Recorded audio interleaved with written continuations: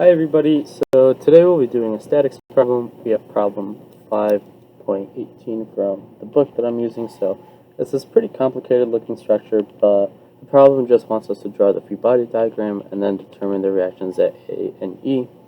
So the first step in pretty much any statics problem is to break it down and draw that free body diagram. So here is just the basic shape of the structure that I'm drawing. I'm going to draw our applied loads and then all of our distances first. So at this point right here, we have a force going down of 400 pounds. And then also at the same point, a moment of 200 pound-feet, or feet-pounds, or whatever it is, same thing. And then we also have a 100-pound load going this way in the horizontal direction. And then I'm just going to draw our distances. So in order to do that, we have right here, this is not a functioning pen, so we'll go over here and give it a real pen. So we have 2, 2, and then 2. And then the distance from there to there is 1. This is 1. And this is 2. And these are all in units of feet. And so what we can begin to do is break down our supports. So at point E, we have a roller support here, and so that means that we just have one force going up vertically.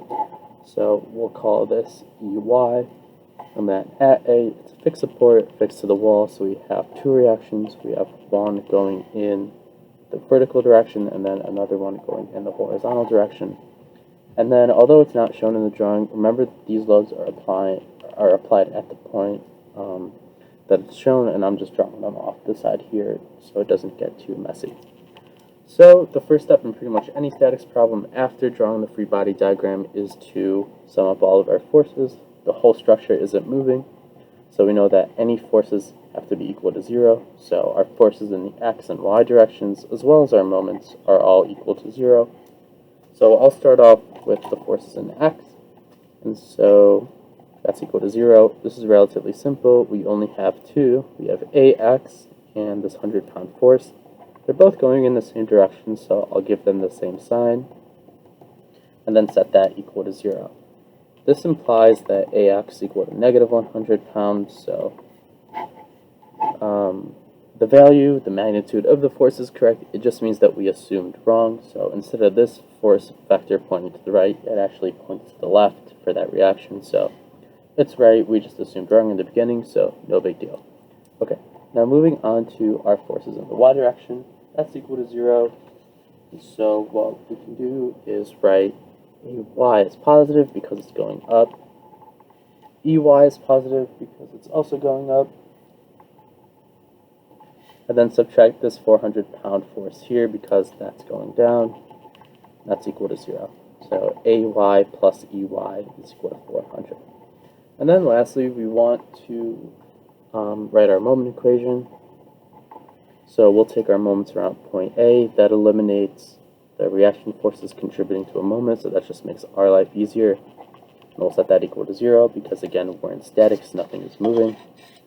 And so we have this first load right here.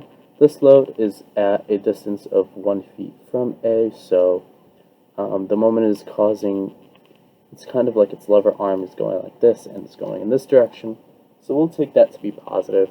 So we'll write that 100 pounds, and now remember that the moment is equal to F times D, or force times distance.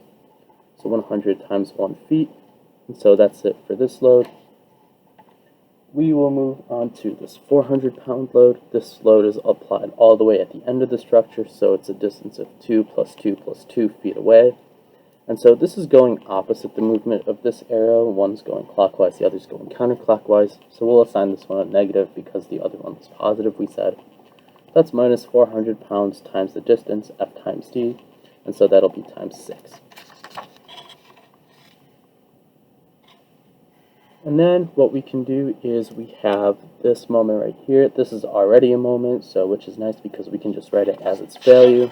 And so we will take away 200 because, again, that's going in the same direction that we stated was negative. And then lastly, we have this reaction force right here, EY, And so EY is at a distance 2 plus 2 away from point A, which is where we're taking at the moment. And that, again, if we were to draw the lever arm for it, it looks something like this. So the moment is going in the same direction as the 100, which we said was positive. And so we'll write that like this. 100, excuse me, that will be 4 EY because it's force times distance, and then all of that is equal to 0. Okay, so solving for EY, we get 100 minus 2400 minus 200 plus 4 EY is equal to 0. And so we can bring all this to one side, and we get that EY is equal to 625 pounds. So no sign change on this one when we compare it to AX, so that means that the direction we assumed for the reaction initially was right. And then all that's left to do is plug it into this equation right here. So AY, which we transform into this equation, plus 625 equals 400. So then we get AY equals negative 225 pounds. And again, the negative doesn't imply that we did something wrong. It just means that the direction of the reaction is opposite as we assumed. And so that's how we determine the reactions at A and E for this type of problem.